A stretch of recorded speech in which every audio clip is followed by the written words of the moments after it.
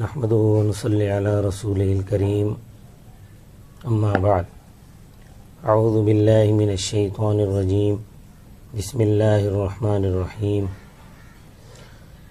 اولئك الذين اشتروا الضلالة بالهدى فما ربحت تجارتهم وما كانوا مهتدين مثلهم كمثل الذي استوقد نارا فلما أضاءت ما حوله ذهب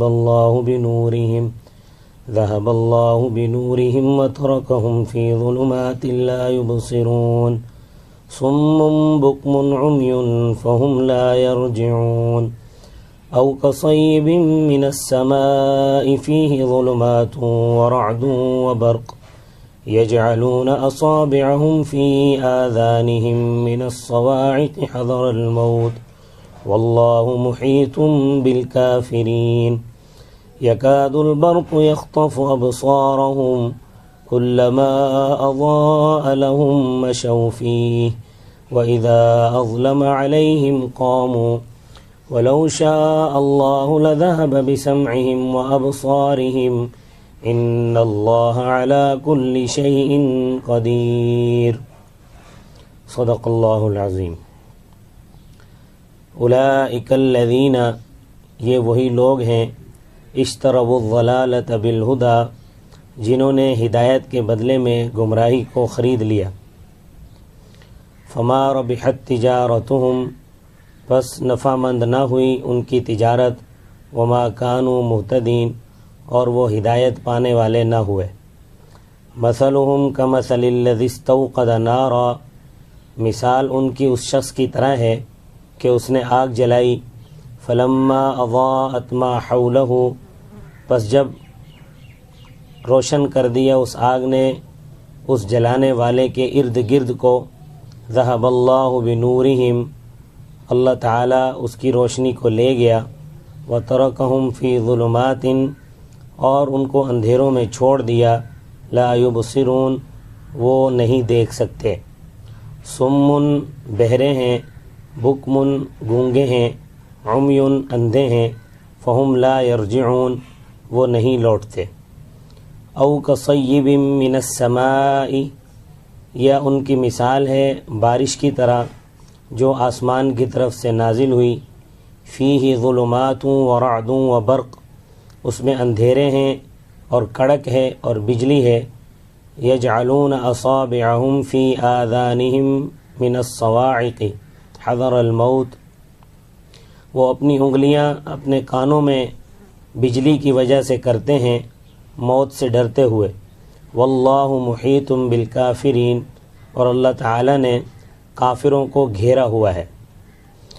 یکاد البرق یخطف ابصارہم، قریب ہے کہ بجلی اچک لے ان کی آنکھوں کو.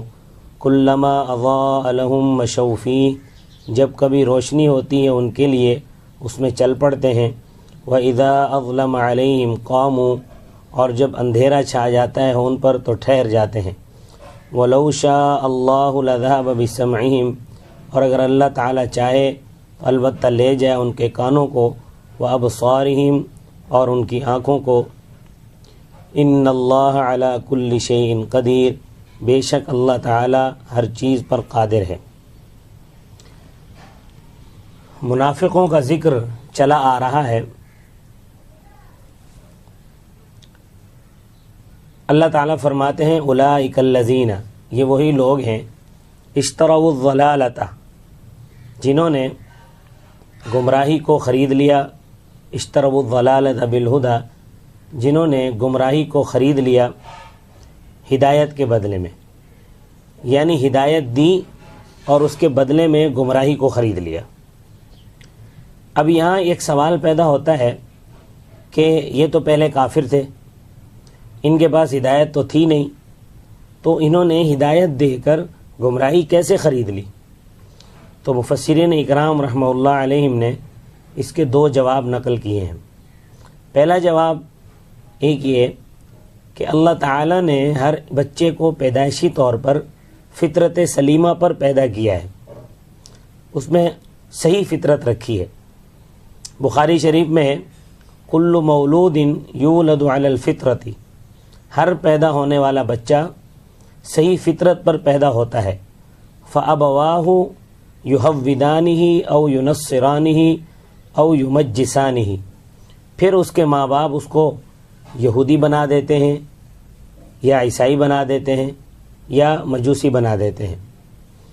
اگر بچے کو اسی فطرت پر چھوڑا جائے جس فطرت پر وہ پیدا ہوا ہے، تو اس فطرت پر اگر چھوڑا جائے تو بالغ ہونے کے بعد اس کے سامنے اسلام پیش کیا جائے تو وہ فوراً قبول کر لے، فطرت صحیحہ اس کو قبول کرنے پر آمادہ کرے گی۔ دوسرا جواب فطرت اللہ التی فطر الناس علیہا سورۃ الروم میں، کہ اللہ تعالیٰ کی فطرت جس پر پیدا کیا لوگوں کو، یعنی ان میں حق قبول کرنے کی صلاحیت اور استعداد رکھی ہے، لیکن ماحول کی وجہ سے لوگوں نے اس فطرت سلیمہ یعنی حق کو قبول کرنے کی صلاحیت اور استعداد کو خراب کر لیا ہے۔ تو اب مطلب یہ بنے گا کہ ان منافقین نے وہ صلاحیت اور استعداد دے دی اور اس کے بدلے میں گمراہی خرید لی۔ یہاں ایک سوال یہ پیدا ہوتا ہے کہ کفار و مشرکین کے جو بچے ہیں جو چھوٹی عمر میں فوت ہو جاتے ہیں وہ جنتی ہیں یا دوزخی ہیں؟ تو اس سلسلے میں فقہائے کرام رحمۃ اللہ علیہم کے 3 اقوال نقل کیے گئے ہیں۔ پہلا قول یہ کہ وہ اپنے ماں باپ کے تابع ہو کر دوزخ میں جائیں گے۔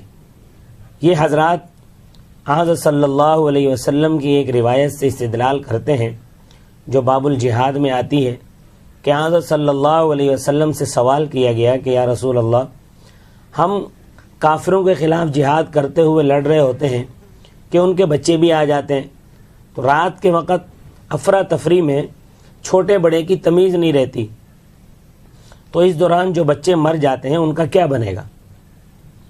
تو اس موقع پر آپ صلی اللہ علیہ وسلم نے فرمایا کہ قصداً بچوں کو نہ مارو، لیکن اگر وہ ضمنی طور پر مارے گئے تو ہم تبع لآبائہم، وہ اپنے ماں باپ کے تابع ہو کر دوزخ میں جائیں گے۔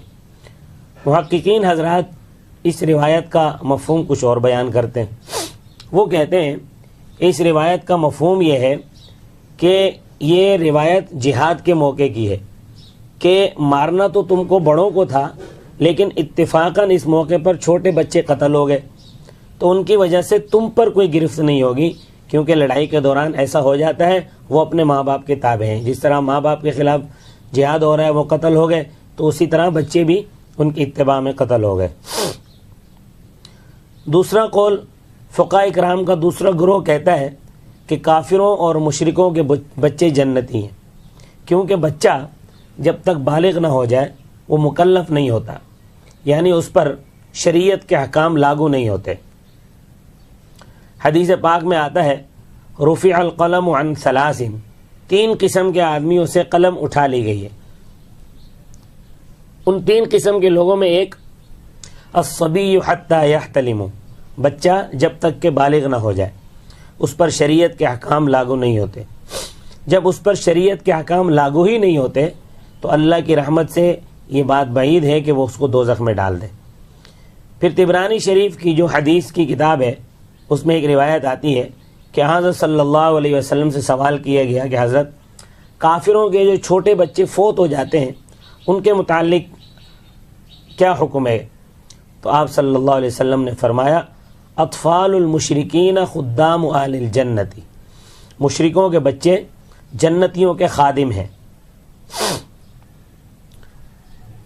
اسی کے ضمن میں ایک اور بات بھی بتاتا چلوں کہ مودودی صاحب مرحوم کا ایک غلط موقف بھی ہے اس بارے میں۔ مودودی صاحب مرحوم سے حوروں کے متعلق پوچھا گیا کہ وہ کون ہے، تو انہوں نے فتویٰ دیا کہ حوریں کافروں کی وہ لڑکیاں ہیں جو بالغ ہونے سے پہلے فوت ہو گئیں۔ یہ بات انہوں نے قرآن پاک کی تفسیر میں لکھی ہوئی ہے، حالانکہ یہ بات بالکل غلط ہے، کیونکہ حوروں کے متعلق حدیث پاک میں آتا ہے خلقت من المسک، حوریں کستوری سے پیدا کی گئی۔ لہٰذا جو علماء مسائل میں مودودی صاحب کی تردید کرتے ہیں وہ غلط نہیں کرتے بلکہ صحیح کرتے ہیں۔ قاضی حسین احمد صاحب وہ بڑے ہوشیار آدمی تھے، انہوں نے اپنے منشور میں تبدیلی کر دی تھی اور انہوں نے یہ کہا تھا کہ ہم مودودی صاحب کے غلط مسائل کی تردید کرتے ہیں۔ یہ ان کی بڑی جرت کی بات تھی، انہوں نے منشوری بدل دیا، تو اس بات کی وجہ سے اب عوام بھی ان کے ساتھ مل گئی۔ بہرحال حوروں کا مادہ جو ہے وہ مٹی نہیں ہے، وہ جنت ہی کی مخلوق ہے۔ تیسرا قول فقہاء کرام کا تیسرا گروہ کہتا ہے کہ اللہ تعالیٰ ہی بہتر جانتا ہے، اللہ تعالیٰ جس طرح چاہیں گے فیصلہ فرما دیں گے۔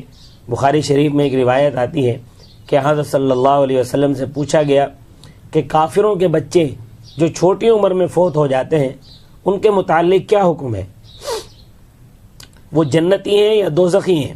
تو آپ صلی اللہ علیہ وسلم نے فرمایا اللہ اعلم بما کانوا عاملین، اللہ ہی بہتر جانتا ہے کہ انہوں نے بڑے ہو کر کیا کرنا تھا۔ امام ابو حنیفہ رحمۃ اللہ علیہ فرماتے ہیں کہ ہم ان کو نہ تو قطعی طور پر جنتی کہتے ہیں اور نہ ہی قطعی طور پر ہم ان کو دوزخی کہتے ہیں، ان کا معاملہ اللہ کے ساتھ ہے۔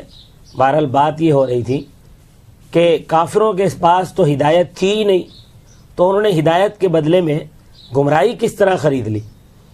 تو اس کا ایک جواب تو میں نے دیا کہ اللہ تعالیٰ کی طرف سے فطرت سلیمہ، اسلام قبول کرنے کی جو صلاحیت اور استعداد ایک انسان کو عطا ہوتی ہے، اس کے بدلے میں انہوں نے گمراہی کو خرید لیا۔ دوسرا جواب یہ دیا ہے کہ اس جہان کی حیثیت ایک منڈی کی طرح ہے، ایک دکان کی طرح ہے۔ دکان میں 1 نمبر کی چیز بھی ہوتی ہے اور 2 نمبر کی چیز بھی ہوتی ہے، مہنگی چیزیں بھی ہوتی ہیں اور سستی چیزیں بھی ہوتی ہیں۔ تو ان بیوقوفوں نے 1 نمبر چیز یعنی ہدایت جو تھی وہ 1 نمبر چیز تھی، ہدایت کو خریدنے کے بجائے 1 نمبر کی چیز کو خریدنے کے بجائے 2 نمبر کی چیز خرید لی، کیونکہ دنیا میں ہدایت بھی ملتی ہے اور گمراہی بھی ملتی ہے۔ اس طرح انہوں نے ہدایت کے بدلے میں گمراہی خرید لی۔ ایسا نہیں ہے کہ پہلے ان کے پاس ہدایت تھی، وہ دے کر اس کے بدلے گمراہی لی، نہیں، بلکہ ان کو اختیار تھا کہ یہ ہدایت خرید لیں یا گمراہی خرید لیں، تو انہوں نے گمراہی خرید لی۔ تو یہ جو انہوں نے تجارت کی یعنی خریداری کی، گمراہی کی، تو اللہ تبارک و تعالیٰ فرماتے ہیں فما ربحت تجارتہم، بس ان کی تجارت نفع مند نہ ہوئی، کیونکہ تجارت تو فائدے کے لیے ہوتی ہے، اور انہوں نے اچھی چیز کے بدلے بری چیز لے لی تو یہ بڑے خسارے کا سودا ہے۔ وما کانوا مہتدین، اور وہ ہدایت پانے والے نہ ہوئے۔ آگے اللہ تعالیٰ نے 2 مثالوں کے ذریعے سے منافقین کی حالت کو بیان فرمایا ہے۔ یہ 2 مثالیں کیا ہیں یہ انشاءاللہ کل کے درس میں بیان ہوگا۔ آج کے لیے اتنا ہی۔ اللہ تبارک و تعالیٰ ہمیں اچھی تجارت کرنے کی توفیق عطا فرمائے، ہم سب کو اللہ پاک صحیح ہدایت نصیب فرمائے اور قرآن پر عمل کرنے کی توفیق عطا فرمائے۔ وما علینا الا البلاغ المبین۔